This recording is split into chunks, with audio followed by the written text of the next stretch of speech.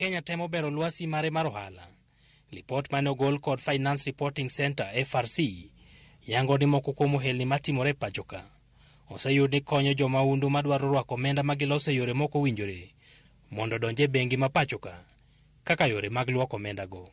Jogo mauso nyamburko ma igole pinje maoko, weg kembe mag goyo punda kod mauso mwandu mawuok e bwolo kaka mula gin moko kuom yore ma oseyangore ni omenda ma ochido kaloe. Piny owacho ni kod luoro ni ka ohelni ma kamagi ok omenye yo makare to gibiro nyayo Njore kaluwore ni Kenya ni machiegni kod pinje kaka Somalia ma moko kuom jonjore odakie. Of course, the effects of money laundering is that it makes us vulnerable and it exacerbates threats such as corruption, terrorism, organized crime, and eventually insecurity, not only here in Kenya, but the region and globally.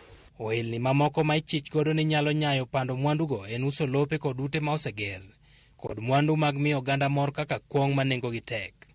Joluok mitokni kod ohelni mag dusruok mayudore e bombe madongo dongo bende koro ichich godo. Lipodno bende yango ni jokwan omenda, obila, okinde kod jolony e chike mag ohala osebet ka konyo moko kuom jok madwaro lwoko omenda moyudo e yore maricho mondo riwgi kod omenda moko e pachoka.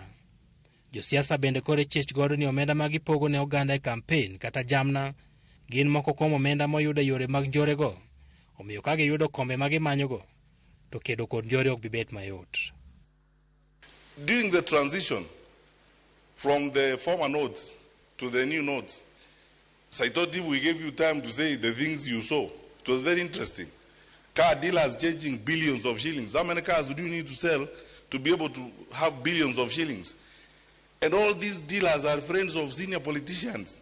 They are now the ones financing all these 200, 500 shilling notes arrangements in the villages and so on. I have said this before, and I will say, repeat it again without fear of contradiction. After this election, 40% of the people who sit in elective institutions are active players in money laundering and trafficking. So, do we hope that these people will actually tidy up the legislative environment?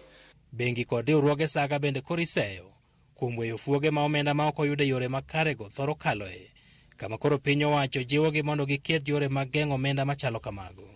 Ne johala, lwasi nyalo medo kethoreni mar jogo matiyo kod omenda maler ok nyal piem kod johelni mag lwoko pesa, kama githoro uso mwandu e nengo maketho chiro. Piny owacho ne oloko node mag 1,000 kod node mamoko kaka yo matemo duoko chien omenda ma ok oyudo e yo makarego, ka bende thoth jogo matimo ohelni ma kamago thoro mana kano pesa gi e udi. Edwin Okoth, Ramogi TV, Nairobi.